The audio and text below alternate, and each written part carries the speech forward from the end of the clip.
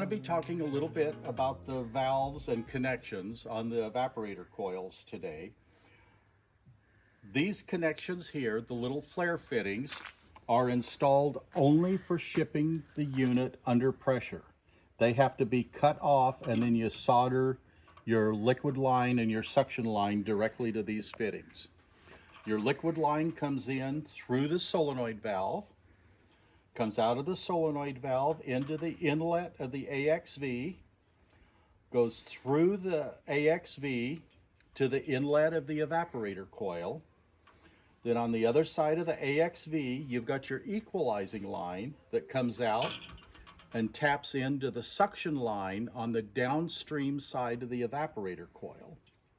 And then your suction line goes on out to the condensing unit.